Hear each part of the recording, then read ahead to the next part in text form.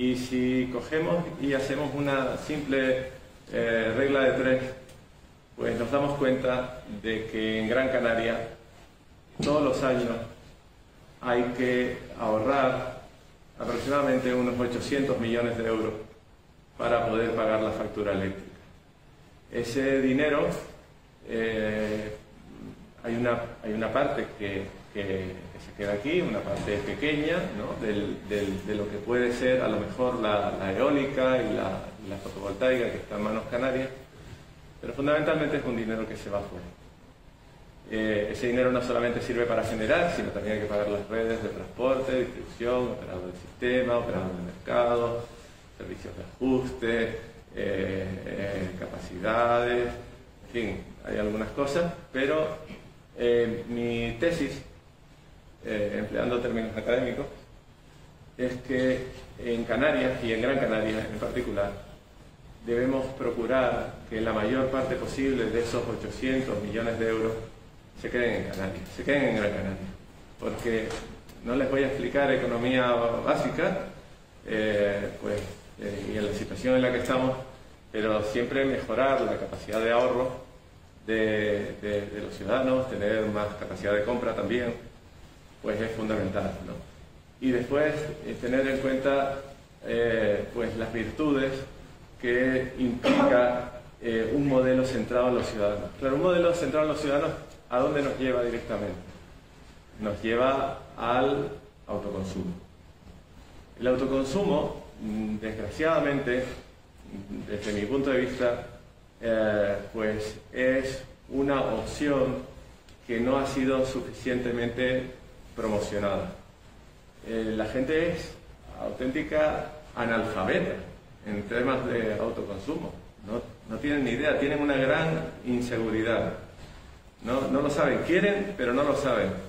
Es una gran ventaja con respecto a situaciones anteriores, porque yo que llevo muchos años charlando sobre estos temas, siempre cuando aún el autoconsumo no era tan accesible económicamente como lo es ahora, siempre cuando tenía charlas como esta, le decía a la gente que desde luego que eran unos apasionados de las renovables, porque apostaban mucho por las renovables, pero después las renovables se les quedaban unos pocos, ¿no? Entonces, que estaba muy bien que apostaran por las renovables, pero que le estaban haciendo el negocio a otros, ¿no? Pero claro, ha llegado un momento en que el precio no solamente de la fotovoltaica, sino de la batería es tan bajo que el negocio ya llega para los ciudadanos. Y eso la Unión Europea es sensible. Y parece que no podemos hablar de números, pues sí podemos hablar de números, claro que sí. Y podemos tener claro que un precio razonable para una instalación fotovoltaica es aproximadamente 1.000 euros el kilovatio instalado.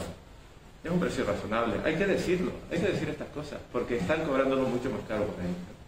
Es cierto que como ha cambiado la política de subvenciones a grandes rasgos, y ya no se da la subvención en relación al porcentaje de lo que cuesta la instalación, que eso tiene efectos inflacionistas, sino que se da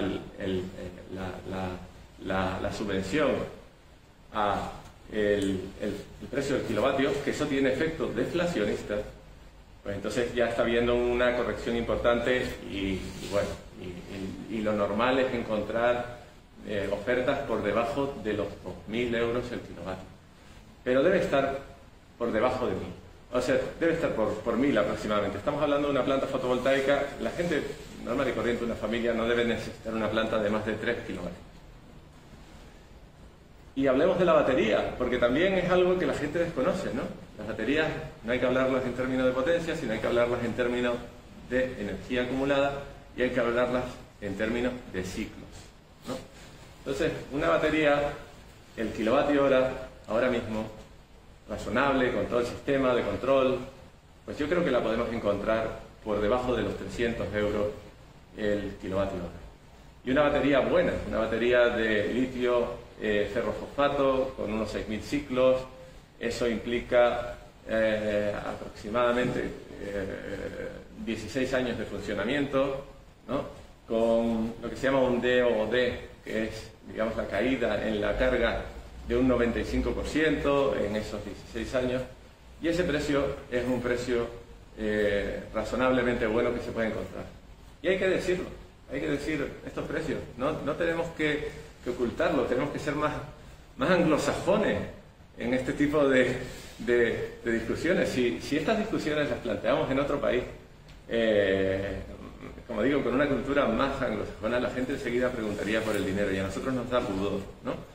Y le digo, muchas veces le digo al gobierno de Canarias, oye, ya que están pidiendo subvenciones, y como en las subvenciones hay que reconocer el precio que se paga por cada instalación que pide subvención, pongan en una página web los precios que están saliendo, que eso también va a tener efecto deflacionista, ¿no? Creo que eso también es una gran oportunidad, ¿no? Y hay que explicar más cosas. Hay que explicar, por ejemplo, que la batería no se tiene que mirar desde el punto de vista de que vayamos a desconectarnos de la red eléctrica. Desconectarnos de la red eléctrica es, desde mi punto de vista, un disparate. Porque la gente tiene que tener la seguridad del suministro. Porque la gente no solamente tiene que comer, sino que muchas veces, peor aún, tiene que guardar sus medicinas en la nevera, ¿no? O tiene que respirar, ¿no? A veces necesitan sistemas de asistencia en cuestiones médicas. Pero la batería sí que viene muy bien para reducir el término de potencia en nuestra factura eléctrica.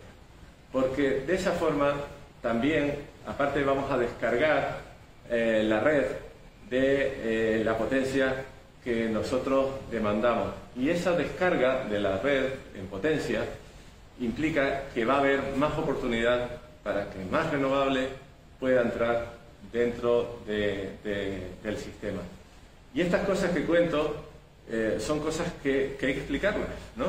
Y también quiero decirles, porque lo he comentado con anterioridad, que debemos entender más las oportunidades que ofrece la electrónica de potencia, que viene como un elemento auténticamente revolucionario en generación distribuida. Ustedes están acostumbrados a Internet, ¿no?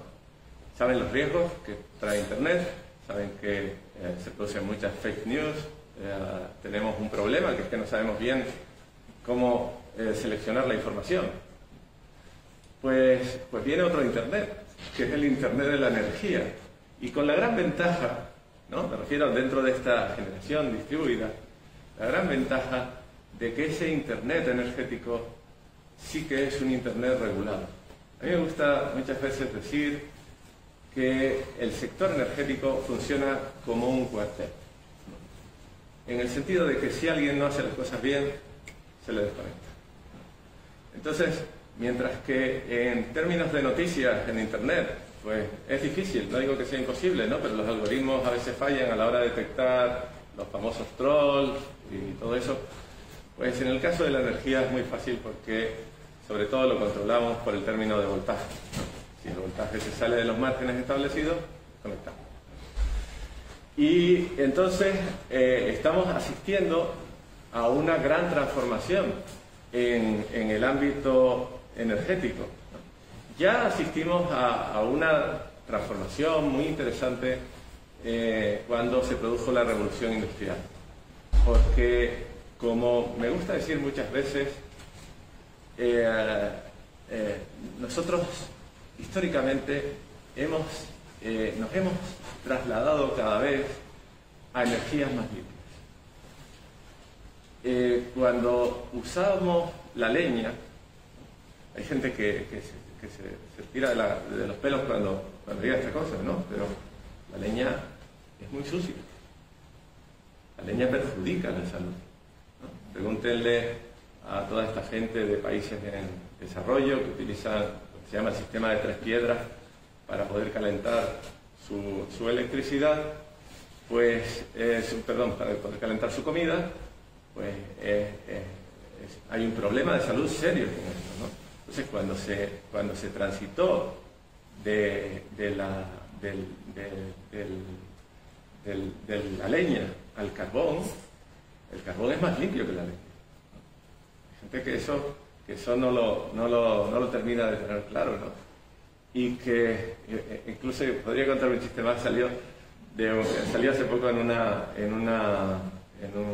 artículo en Nature que indirectamente casi da las gracias a los reyes católicos de la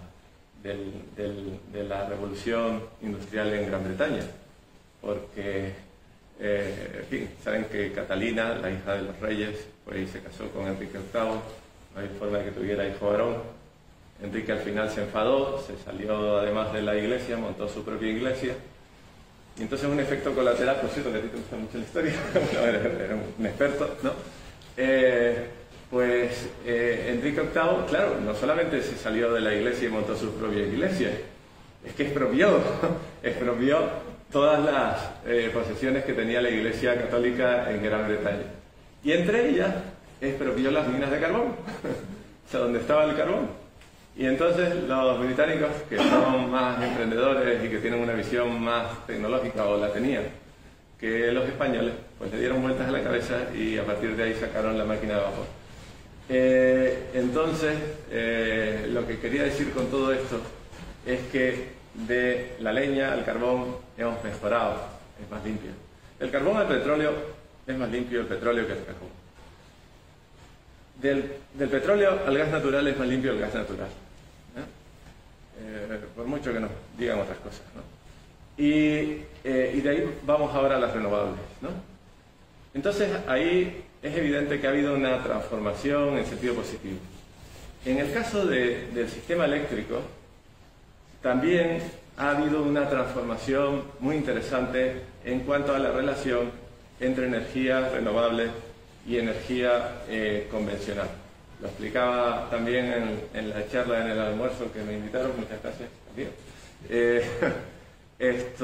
Vamos a ver, ha habido, digamos, distintas edades en la evolución del sistema eléctrico y la compatibilidad entre convencional y renovable. La edad prehistoria o la historia antigua, ¿no?, sería cuando la renovable era tan insignificante que para el sistema no existía, ¿no? O sea, primera edad, no existe, ¿no? Esa es la primera edad de la renovable.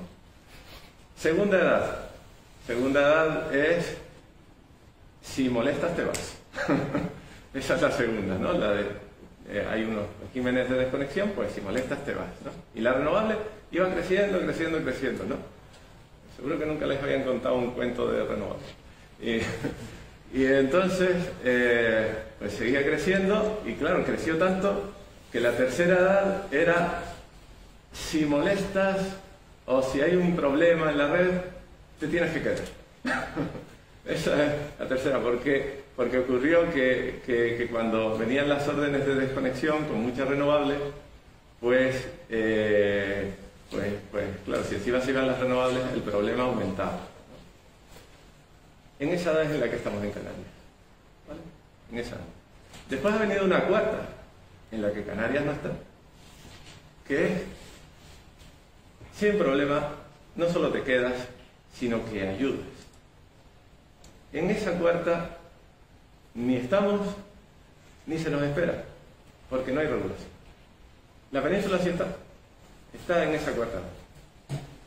Después viene una quinta, ¿no?, que es ahora no solamente te quedas y ayudas, sino que ahora mandas tú. Y eso lo trae la electrónica de potencia. Porque la electrónica de potencia es más rápida que los sistemas de inercia. Tengo aquí algún compañero de la Universidad de Las Palmas, espero que no me diga nada así complicado. Los sistemas de inercia en la generación convencional, como digo, la electrónica de potencia es más rápida a responder frente a fluctuaciones. Y la sexta edad, que es la definitiva, pues será cuando abandonemos la convención. Entonces, como digo, desgraciadamente nosotros estamos en la tercera la península está en la cuarta, Europa quiere que antes de 2050 lleguemos a la sexta, y claro, y esto tenemos que organizarlo. Dentro de este esquema, ¿qué representa Chira-Soria? Desde mi punto de vista, anclarnos en la tercera. ¿De acuerdo? Y yo creo que, y empleo nombre y apellido, ¿no? En fin, mi posición en la universidad, que es privilegiada, pues me permite hablar con libertad y siempre digo que se lo debo a la gente que me paga, que son ustedes. Pues yo creo que Red Eléctrica tiene que dedicarse a llevarnos a las siguientes edades por su responsabilidad en la operación del sistema y no mantenernos anclados en la tercera. Esa es mi opinión. Y claro, para eso quizás valga la pena hacer un repaso histórico de Red Eléctrica. Podría irme mucho más atrás porque me apasiona la energía en todos sus aspectos, incluso la historia de la energía me parece muy interesante. Creo que además la historia de la energía en Las Palmas ha sido una historia triste en algún momento, por lo que implicaban los intereses de empresas extranjeras en el mantenimiento de monopolios eléctricos en esta ciudad frente a los intereses generales. Entonces, lo que quiero decir aquí es que, vamos a ver, España tradicionalmente sufrió procesos de inversión privada y de nacionalización porque la inversión privada no respondía a las necesidades, lo que se denomina en el argot la garantía de suministro. Y entonces llegó un momento en que, distintos momentos en que se nacionalizó la energía eléctrica. Endesa fue una empresa del Estado y junto con otras, y por allá por mitad de los años 80, los mayores a lo mejor se acuerdan de un ministro que había que se llamaba Carlos Solchaga, pues se pensó, las eléctricas, ¿no?, pensaron que valía la pena crear una especie de entidad que armonizara la tecnología dedicada al transporte en la península, ¿no? Canarias está olvidada también, ¿no? Y entonces todas las empresas eléctricas volcaron sus activos en esa empresa y mantuvieron unas participaciones. Esas participaciones, poco a poco el compromiso de las eléctricas fue ir abandonando esas participaciones, tratando de que fuera un organismo independiente. Y así fue el tránsito, y hubo un hito también interesante que fue en la ley del 97. Hay una antecesión, pero bueno, no me voy a meter en eso, que fue cuando la electricidad dejó de ser un servicio público y se convirtió en lo que se denomina pues un servicio en el que tiene que haber garantía de suministro, ¿no? La premisa fundamental en el sistema eléctrico no es meter renovables. La premisa fundamental es que haya seguridad en el suministro. Y entonces ahí, pues, Red Eléctrica iba jugando un papel, pero, igual que con Endesa, pues, en fin, los gobiernos quisieron hacer caja y decidieron ir privatizando trozos, ¿no? Claro, cuando uno privatiza, ya los intereses son otros, los de las empresas. Y a mí no me parece mal, pero lo que ocurre es que Red Eléctrica tiene unos encargos que trascienden la libertad de mercado. Y entonces ahí es donde, desde mi punto de vista, empieza un problema que a nosotros nos afecta en particular. Porque claro, aparte de que es muy importante que la Unión Europea dice en su directiva 944 de 2019, en el artículo 54, creo recordar, que que un transportista no puede operar almacenamiento, ¿no? Excepto hay una vía que deja de salida al final, pero sujeta a revisiones periódicas. Aparte, como digo, de eso, pues yo creo que la mejor forma de asignar precios a las actividades pues es salir al mercado y defenderlas. Y claro, entonces pues ese es el problema que tenemos, y aprovecho esta intervención pues para reivindicar que vayamos al mismo ritmo que el resto de Europa, porque tenemos experiencias en otros temas, integraciones parciales en la Unión Europea, han dejado medio dentro, medio fuera. Creo que la tecnología es suficiente para eso, para apoyar el autoconsumo y apoyar que la mayor parte de nuestro sol y de nuestro viento, los recursos que generan, se queden en Canarias. Y también quiero reivindicar aquí el papel que deben jugar pues nuestros centros de investigación, nuestras universidades, que deben cambiar en buena medida deben cambiar algunas personas que están ahí, deben cambiar su mentalidad, porque el debate sano es enriquecedor, y el debate numérico además, y es lo que nos hace crecer como sociedad.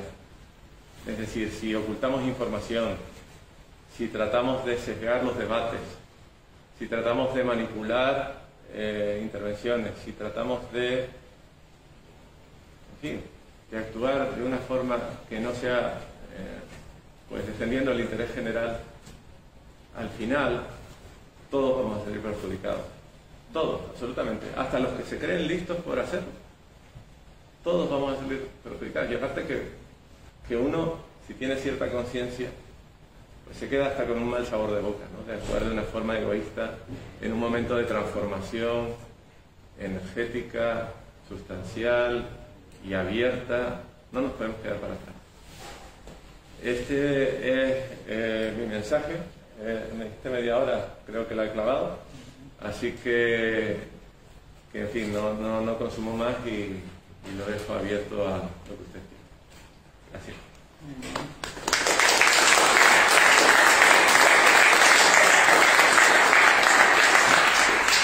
Bueno, vamos a seguir con como dije al principio, unas breves intervenciones ahora. Vamos a seguir con unas breves intervenciones. En primer lugar, Francisco Cabrera, ingeniero industrial, economista, polifacético, así que si puede ser en 5 minutos más o menos en la idea.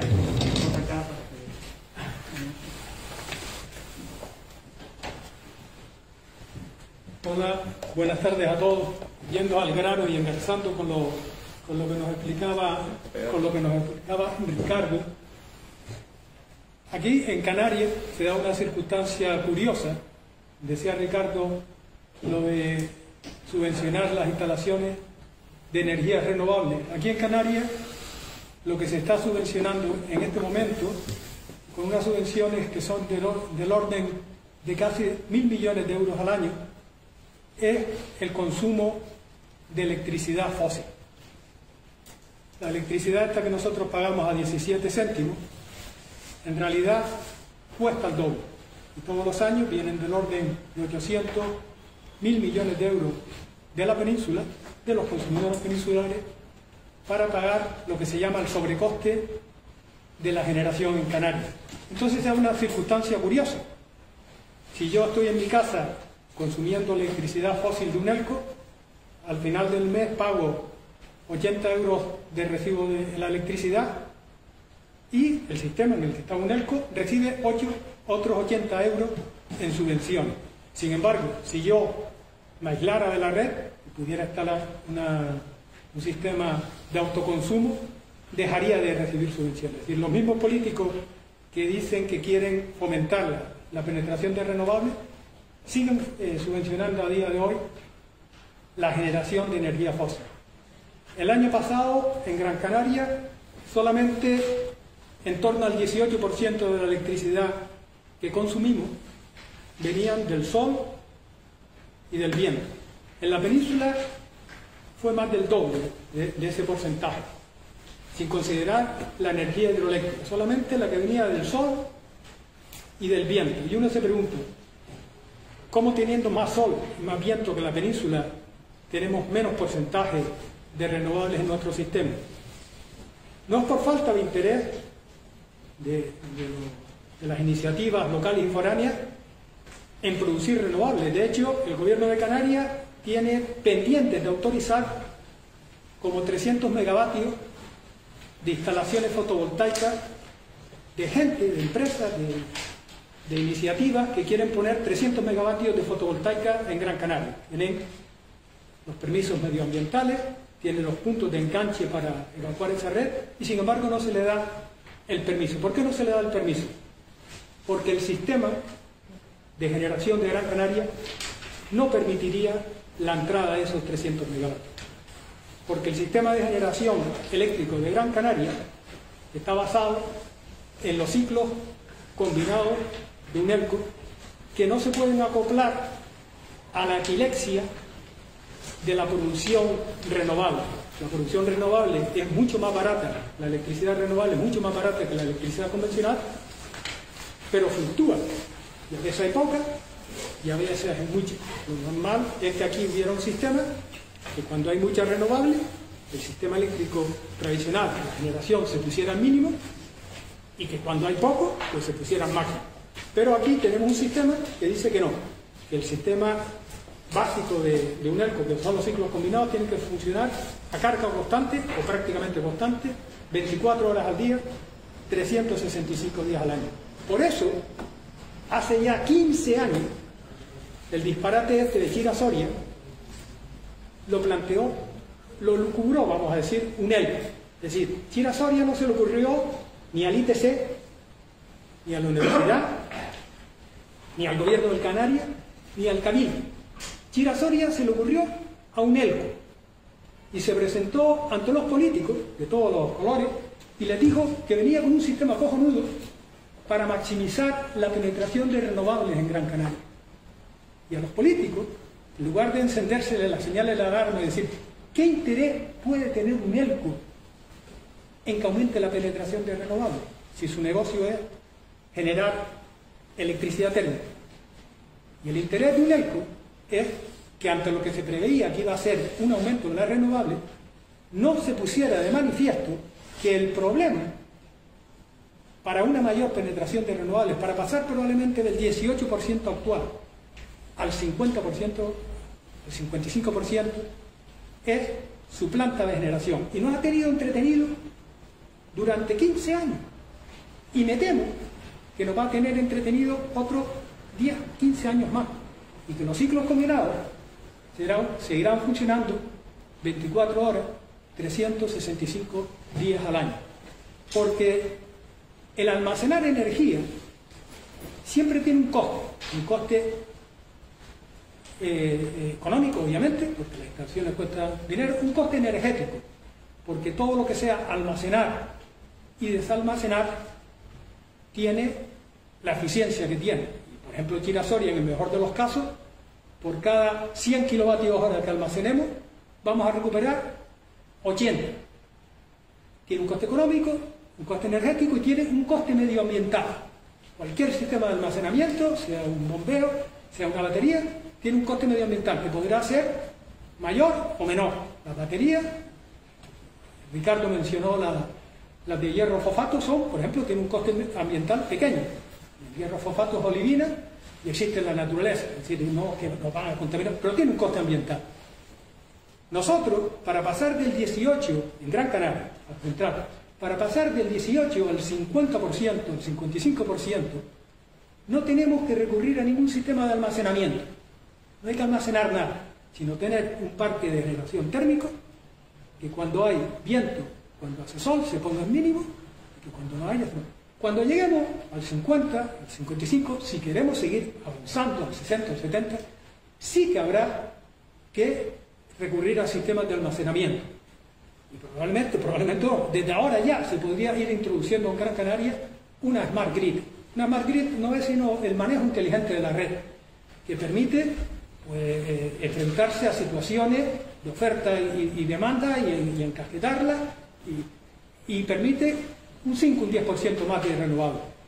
Eso, dice, ¿y eso no tendría coste económico? No, porque si ustedes piensan en los 3,4 teravatios horas de electricidad que consumimos el año pasado en Gran Canaria, yo soy viejo y me gusta pensar en kilovatios hora, los 3.400 millones de kilovatios hora que consumimos el año pasado en Gran Canaria, la mitad de esos 3.400 millones de kilovatios hora, la mitad, poco más de la mitad, vino de un ciclo combinado que funciona quemando gasoil 365 días al año, 24 horas diarias.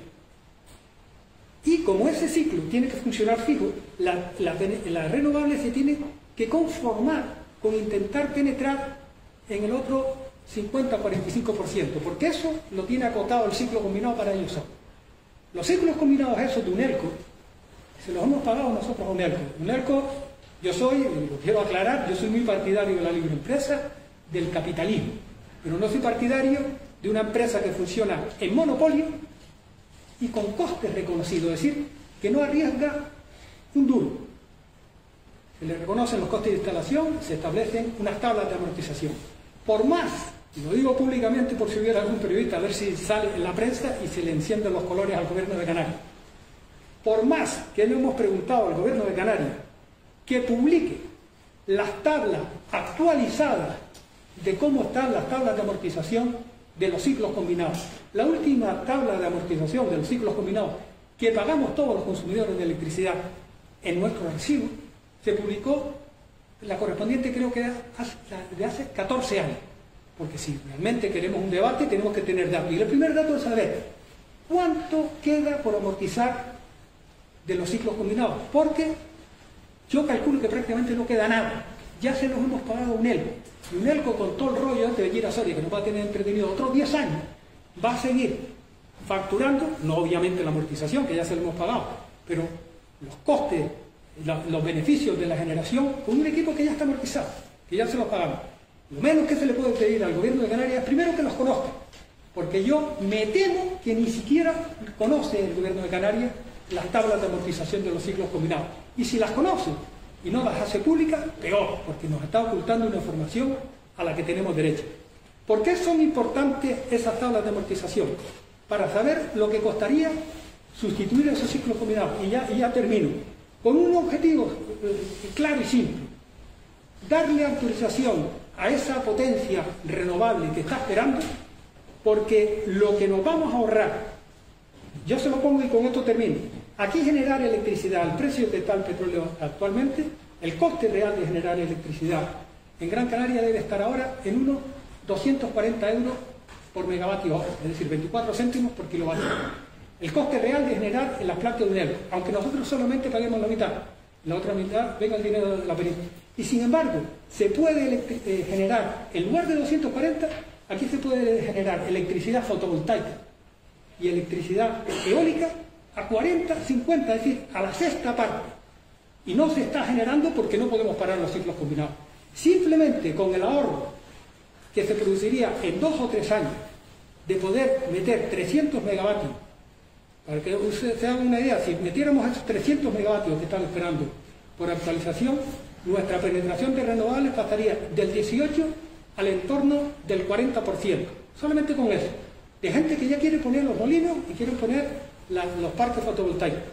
Y solamente ese, el ahorro que eso supondría para el sistema, pagaría un sistema de generación flexible que sustituyera a los ciclos combinados y que se podría instalar en 2 o 3 años y se pagaría en otros 2 o 3 años. Y además, esa nueva planta de generación flexible se podría prever para que funcionara después con combustible renovable. Es decir, es una situación de futuro. Lo de Chira-Soria es un disparate que nos encasquetó UNELCO para tenernos a todos debatiendo y entretenidos. Nos ha mantenido así 15 años. Y yo realmente, que llevo 15 años luchando contra el disparate, la verdad no me veo con fuerza de seguir luchando otros 10.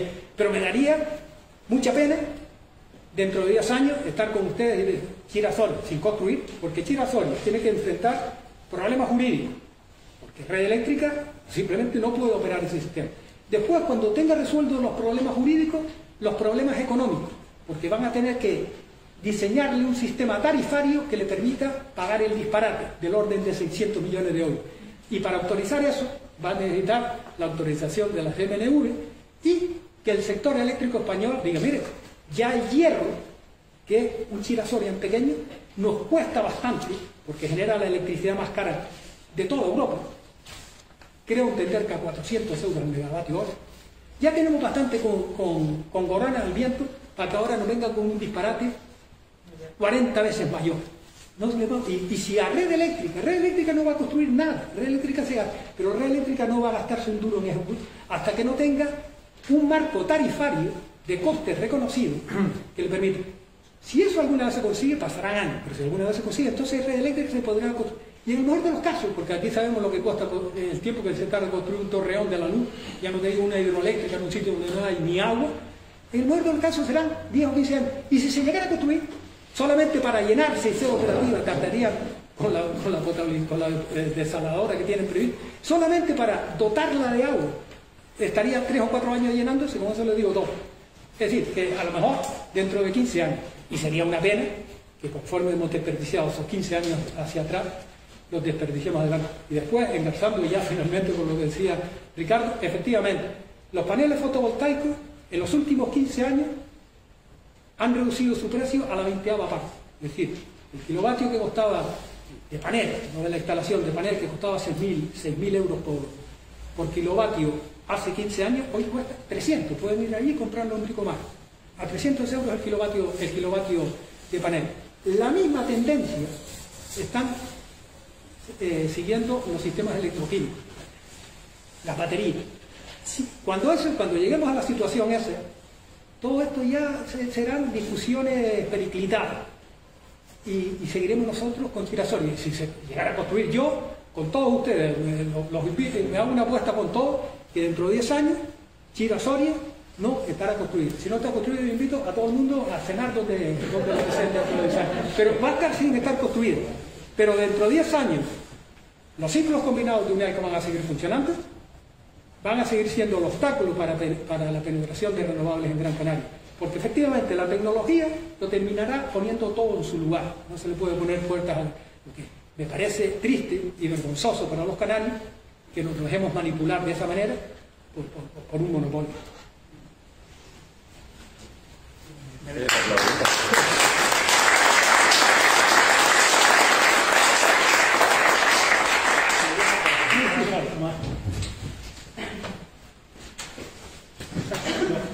Bueno, ahora Lucas Rodríguez Valido, ingeniero civil. La idea era 5 minutos, el compañero habló 16, pero que no nos va a dar tiempo de debatir.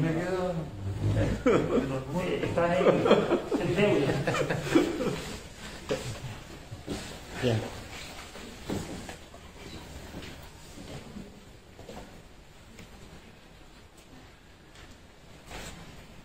Yo he puesto ahí unas imágenes, esa que está ahí ahora, que nos está diciendo que las centrales de bombeo Chira-Soria, y tal vez si se hace la niña Soria, tienen problemas medioambientales, problemas técnicos, económicos, problemas legales, y además acentúa el modelo centralizado. Sobre todo porque se pretende que... No está funcionando el micrófono. Se pretende que No está funcionando. el operador y transportador también sea el que genere la electricidad. O sea, que lo va a hacer todo, va a tener todo el monopolio.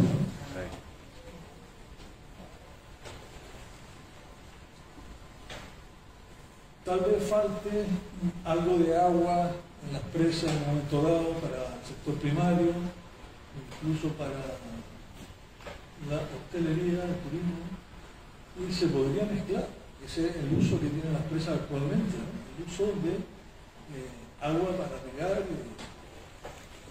Se podría mezclar incluso hasta el 50% con agua desalada siempre que haya controles de calidad y no ocurran problemas como los que han habido en la huerta murciana, con el boro, con el cloro. se va a cambiar el uso y se va a pasar a uso industrial, lo primero que va a ocurrir es que las escorrentías que arrastran sólidos los van a tener que desviar a otras presas y el agua será casi exclusivamente desalada, lo cual afectará gravemente al ecosistema que ya se ha creado en las presas y también a la agricultura. Por otra parte, el impacto ecológico, hay que diferenciar el impacto, por ejemplo, de si se hacen centrales flexibles, pues sería en la misma central existente o en alguna nave de polígono industrial, ¿no? Los molinos y los paneles también son instalaciones que se pueden retirar. Sin embargo, Chira-Soria, el impacto es irreversible, porque tenemos vertidos de escombros en la zona alta de Chira, que se prevén ahí unos 200.000 metros cúbicos de escombros. Tenemos en la zona de la costa, el resto, hasta 1 millón de metros cúbicos. Tenemos carreteras, tenemos edificios, túneles, cavernas. En cuanto a las hidroeléctricas, la primera hidroeléctrica se hizo en 1882, 3 años después de que se sacara Thomas Edison, que sacara la lámpara incandescente, ¿no? Se usaban para iluminar. A los pocos años también se hicieron bombeos y sobre 1930 ya había turbinas reversibles que se utilizarían para los excedentes de las centrales de vapor que se alimentaban de carbón, ¿no? Son muy inflexibles, luego habría excedentes seguramente como ahora en las horas valle y ahí aprovechaban para bombear algo hacia arriba y turbinar en las horas punta. Sin embargo, actualmente ya se están haciendo centrales, se pretenden hacer como esta, que son solo para bombear. Bombear en horas valle o cuando hay excedente renovable y turbinar en horas punta o cuando falta renovable. Entonces, en Canarias es donde ya se ha llegado al límite una central de bombeo del hierro que se hace con agua desalada. O sea, ni siquiera tiene agua de la cuenca. Y luego, en Gran Canaria, peor todavía. En Gran Canaria resulta que tenemos el agua desalada a 20 kilómetros y 600 metros de nivel. Y no tiene balsas dedicadas a la central, como se hizo en el hierro, sino que utilizan unas presas antiguas que tienen un uso diferente. En cuanto a la relevancia de Chira-Soria, hay que decir que el almacenamiento de la presa de Chira solo son 3,2 gigavatios hora, lo cual supone 7 horas de la demanda diaria que tenemos. Luego se quedaría parada, tendría que esperar a que hubiera excedente o aprovechar, ¿no? Que es lo que se puede sospechar, comprar en las zonas valles que están muy baratos los megavatios y revenderlos en las zonas puntas. Pero la irrelevancia fundamental es que al tener tan poca capacidad no sirve de respaldo. Para que fuera, digamos, de respaldo, pues tendría que tener una autonomía, pongamos, de un mes, que son más de 300 gigavatios. Necesitaríamos un embalse de 100 veces más grande que Chile. O sea, unos 500 millones de hectómetros cúbicos, embalses que sí existen en la península, pero no existen. En cuanto al costo, ya las renovables están llegando a subastar incluso a menos de 30 euros al megavatio. Sin embargo, Chira-Soria, yo estimo que el precio estará en 250, es decir, 8 veces más caro que las renovables. Hasta el punto de que puede ser más rentable verter o parar molinos, verter fuera de la red o parar molinos, que están metiendo digamos, mamotreto intermedio, ¿no? En todo el sistema eléctrico, ¿no? Porque la energía ha de ser limpia, pero también barata para que llegue a todo. La energía es un bien fundamental, no es un activo de lujo. En cuanto a que es necesario, pues si miramos la central de Gorona, vemos que aparte de que es una ruina económica, está frenando las renovables. Porque si optimizamos la operatividad de los grupos diésel, incluso si añadimos una batería no demasiado grande, la penetración de los renovables que hay actualmente ahí sería mayor. Los datos de 2020, las renovables en el hierro fueron del 42%. Pero de ese 42, que siempre están vendiendo que la central tiene 42, no. De ese 42, el 31% son de los aerogeneradores que han entrado directamente en la red, y solamente el 11% es lo que ha aportado Corona. Si quitas ese acumulado de Corona de en medio, habrían superado 59% de penetración. Y aparte de eso, cada año tienen que reponer el 50% de la capacidad del embalse, porque se evapora casi 75.000 metros cúbicos de agua que hay que añadir a los pozos. Y además que sube la demanda de consumo, ¿no? Además es necesaria porque ya se dispone de grupos flexibles. De hecho, el fabricante finlandés Wärtsilä hace 3 meses acaba de mejorar su grupo, que tenía una respuesta de 6 minutos y ahora ya consigue una respuesta de 2 minutos. Además funciona con varios tipos de combustible, incluso ya admiten mezcla de hidrógeno, y ellos esperan sacar en breve que admitan el 100% de hidrógeno. El fabricante MAN tiene previsto en 2024 sacar grupos que funcionarán 100% amoníaco, que es prácticamente lo mismo que hidrógeno en este caso. Y además tiene más poder energético y más fácil de almacenar y transportar. Todas las instituciones internacionales coinciden en que lo que hace falta para aumentar las renovables, que es el problema que hay ahora, de que las renovables puedan entrar en red con seguridad, es aumentar la flexibilidad de las centrales, mejorando su operatividad, actualizando las antiguas centrales o bien renovando los equipos, que es lo que más está haciendo. Renovar los equipos desfasados, que contaminan más, son más lentos por motores de última generación. Esa es la tendencia mundial, es que se ha disparado la cantidad de centrales nuevas o de renovaciones que se están haciendo en todos los países. Esas centrales flexibles tienen la doble función. Primero, suplir las intermitencias que tienen la energía renovable y asegurar, o sea, servir de respaldo, cosa que no sirve a la presa. La presa no respalda nada. El respaldo se consigue con una central térmica porque tiene un depósito de combustible al lado. Y además, si conseguimos que en ese depósito, a breve plazo, lo que hay allí sea hidrógeno o amoníaco, además la central térmica no va a contaminar. Y ese es el modelo que tiene que haber para llegar a lo que es al 100% de renovables. ¿No? Fotovoltaica, lo principal son las renovables y lo que baja la factura.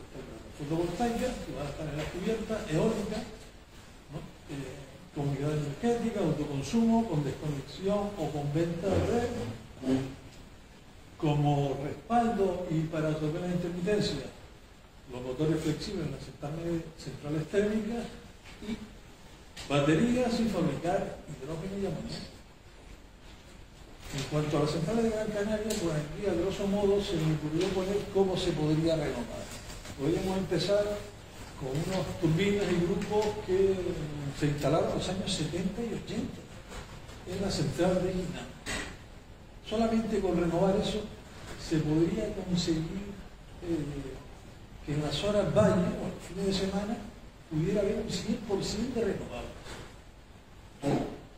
Si paralelamente, porque esto también se ha apuntado, se hiciera una pequeña central en Galda, pongamos de 65 megavatios, se acortaría la distancia de transporte de energía y también ayudaría a la penetración de renovables que se genera en esa zona de agua. La siguiente fase sería renovar las turbinas que se instalaron en los años 80 y 90 en Juan Grande, lo cual supondría una potencia de 615 megavatios, tras lo cual podemos demostrar también los ciclos combinados. En 3-4 años nos quitamos todo ese tiempo. El siguiente paso ya es producir y almacenar hidrógeno y amoníaco para esas centrales, para la industria, para la movilidad, ¿no? Los barcos, los aviones, vehículos pesados, y ya está. Ese es el proceso. Y eso es la posición.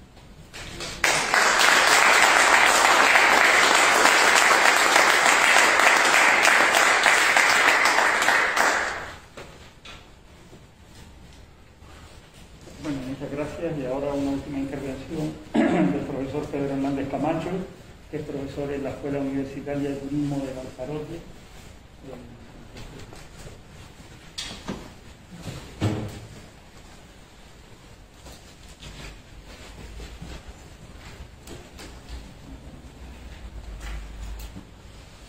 Bueno, muchas gracias Juanma, porque es toda una odisea, tal y como están las cosas, que la universidad y la cátedra que tú diriges y el Instituto de Estudios y Análisis Textuales pues se haya comprometido a plantear un debate de estas características, que no ha sido fácil, ¿no? Muchas gracias al profesor Guerrero por estar aquí y por conocer de primera mano su visión de cómo debe ser el proceso de descarbonización y de transición, ¿no? Y muchas gracias también a Francisco Cabrera por darnos esa versión de la obsolescencia para poder entender quién nos ha metido en este lío de Chira-Soria, ¿no? Es decir, es como el lobo cuidando a las gallinas. Y muchas gracias, Lucas, porque has sido capaz de desmenuzar que no tiene ningún tipo de sentido Chira-Soria por el coste ambiental, el coste económico y sobre todo porque es el freno a la transformación y a la transición necesaria. Yo solamente comentar de manera muy breve, porque sería un fracaso si no aprovecháramos la presencia del profesor Guerrero aquí y de Lucas y de Francisco Cabrera para que ustedes hagan todas las preguntas que consideren adecuadas. Sí que es importante saber cómo está el proceso administrativo de Chira-Soria en estos momentos, cómo está, ¿no? Se está cumpliendo un año de la presentación de Red Eléctrica del reformado 2 en la Dirección General de Energía. Ahí empieza el primer paso de la gran trama. Es una trama con un nivel de corrupción absoluto, ¿no? Porque la pregunta que tenemos que hacernos es cómo nosotros estamos aquí hablando de este asunto y careciendo de los datos básicos, porque el gobierno de Canarias y el Cabildo de Gran Canaria los ocultan de manera permanente. Yo siempre pongo el ejemplo porque es importante aprender de las experiencias de la vida y del ejemplo. Fui en 5 ocasiones a Madrid cuando la lucha contra las explotaciones petrolíferas gobernaba el Partido Popular. El señor Arias Cañete era el ministro de Medio Ambiente y el señor Soria era el ministro de Industria, el principal impulsor, pero nunca tuvimos ningún tipo de problema para hacer un seguimiento de la evaluación de impacto ambiental. Nunca. Porque un gobierno progresista en Canarias, de Podemos, del PSOE, de Nueva Canaria y de Casimiro en Canarias, ocultan el proceso de evaluación de impacto ambiental. ¿Qué es lo que esconde esta gente? No sabemos exactamente. Lo único que sabemos es el acto que hicieron el 21 de marzo externalizando la evaluación de impacto ambiental. No hay derecho que desde el gobierno le estén permitiendo externalizar la obra más compleja, en palabras de ellos mismos. Es la obra más compleja, la obra más importante y la obra más impactante. ¿Por qué la sacan del ámbito de la administración pública? Y en el punto 10 de esa orden de la consejería, le permiten a una empresa privada hacer también los informes de evaluación de impacto ambiental. Se puede dar la paradoja, ¿por qué todo es tan secreto? Se puede dar la paradoja de que la empresa que hizo el estudio de impacto ambiental a la red eléctrica sea la misma empresa que está haciendo la evaluación de impacto ambiental. ¿Nosotros podemos seguir mirando para otro lado y tolerar esto? ¿Podemos seguir haciendo eso? ¿Hasta cuándo? En una sociedad democrática con unas reglas bien conocidas. En julio del año 20, en menos de 24 horas, la Dirección General de Energía sacó a información pública el expediente y el estudio de impacto ambiental. En menos de 24 horas. Sin un informe técnico y sin un informe jurídico que avale que esa documentación podía ser sometida a información pública. ¿Ustedes creen que hay derecho a esto? Fue presentada el 13 de julio y el día 15 la señora directora general, que depende de José Antonio Balbuena, ya evacuó la documentación para ser sometida a información pública. ¿Usted cree que hay derecho a esto? En una hora tan impactante, ¿hasta cuándo vamos a llegar con esto? ¿Y qué es lo último? Estos dos señores, Antonio Morales y el señor Balbuena, la semana pasada anuncian que van a sacar la declaración de impacto ambiental. Estamos todos un poco asustados, porque es el pasaporte para que Red Eléctrica invada. Es una invasión legalizada, entre comillas. Es el pasaporte. ¿Saben ustedes qué es lo que quieren hacer estos señores? No tienen responsabilidades patrimoniales. No tienen. El aparato político no tiene responsabilidad patrimonial, ni tiene responsabilidad penal. nos va a mandar a un contencioso administrativo contra la declaración de impacto ambiental. Dentro de 7 años lo ganaremos en el Tribunal Supremo. Dentro de 7 años. Pero ya habrán hecho las obras. Eso es lo que quieren hacer estos señores. Es lo que quieren hacer, es lo que van a hacer probablemente. Ahora, ¿lo harán? No lo sabemos. La noticia que ha llegado hace un par de días de la Comisión Europea es que no es una denuncia que haya presentado la plataforma Salvar Tirasoria Barranco de Arquiniquín, sino que en el proceso normal de alegaciones, porque pasó una cosa, que en noviembre de este año, del año 20, el gobierno español se dio cuenta que Red Eléctrica no puede estar en régimen de monopolio. Se dio cuenta que no puede estar en régimen de monopolio y le solicitó a la Comisión Europea que le autorizara, lo que decía antes, lo que antes comentaba el profesor Guerrero, que le autorizara la excepcionalidad para los territorios extrapeninsulares o regiones ultraperiféricas de la Comunidad Europea. Y eso está sometido a información pública hasta el 27 de abril y en estos momentos la Comisión está evaluando. No sabemos si efectivamente lo va a conceder o no, pero es imposible que el gobierno de Canarias se atreva a dar una declaración de impacto ambiental sin tener el acervo, sin respetar la Directiva Comunitaria del Mercado Interior que fue aprobada en junio del año 2019. Es imposible. Probablemente tendrían que ser muy atrevidos, pero tal y como están y tal y como se mueven, unos señores que no tienen tiempo para reunirse con la plataforma, a pesar de que llevamos cerca de un año que le hemos pedido reunirnos con el presidente del Cabildo y con el consejero José Antonio Balbuena, no tienen tiempo, pero sí que se reúnen con Red Eléctrica y se reúnen con gente con muchos maletines y con muchos proyectos. Entran en su despacho y salen de manera permanente. ¿Qué es lo que hay en medio de todo esto para que no se reúnan con los ciudadanos? La plataforma ahora mismo tiene el respaldo de más de 30.000 personas que han firmado en una plataforma que es claramente auditable y que es serio lo que dice, ¿no?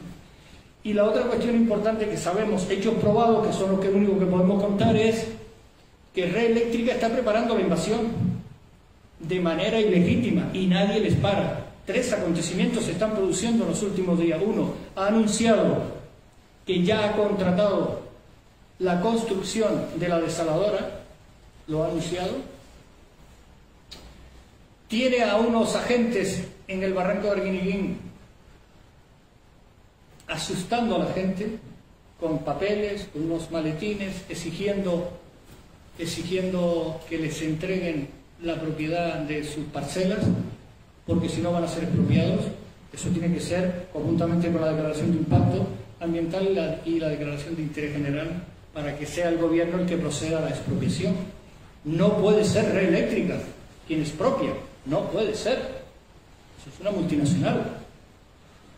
Eso lo están haciendo también, y luego están ya anunciando, nos hemos enterado también de algunos datos, que están anunciando la contratación de algún restaurante local con menús para el próximo año, no está muy claro si es para octubre del próximo año, y están anunciando la contratación de personas, ¿no? Red Eléctrica está preparando de manera práctica, y Antonio Morales y Balbuena, fundamentalmente Balbuena, porque Antonio Morales no tiene competencia en materia de planificación energética de ningún tipo, es simplemente un propagandista. Nadie sabe por qué está tan metido en este asunto de la propaganda, incluso utilizando dinero público. Esa es la realidad. ¿Qué es lo que va a hacer la plataforma? Pues estamos en el proceso, estamos en varios procesos, uno en el Tribunal de Cuentas en Madrid, que ha abierto un expediente. No sabemos si el expediente va a tener recorrido o no. Ha abierto un expediente por mal uso de dinero público, el dinero que están utilizando para la propaganda. Tenemos también un recurso de alzada que lo ha negado, pero ahora vamos a presentar un recurso de reposición y probablemente un recurso contencioso administrativo contra el señor Balbuena, porque su departamento de evaluación ambiental sí que reconoce que tenemos derecho a hacer un seguimiento del proceso de evaluación ambiental. Va a seguir negándolo, seguro. Tenemos un mes por delante para presentar el recurso de reposición y abrir el contencioso administrativo, pero ya sabemos que si no hay un juez o una jueza que admitan medidas cautelares de que nos autorice lo que estamos pidiendo, porque luego ya pierde la validez y ganamos el contencioso administrativo, porque una vez que han concedido la declaración de impacto ambiental ya no tiene sentido ir al expediente, que lo van a tener que conceder cuando presentemos el recurso contra la declaración de impacto ambiental. Y la otra cuestión es lo que se ha abierto en la Unión Europea, son dos cosas. Una cuestión es el Comité de Peticiones del Parlamento Europeo, que está estudiando el expediente.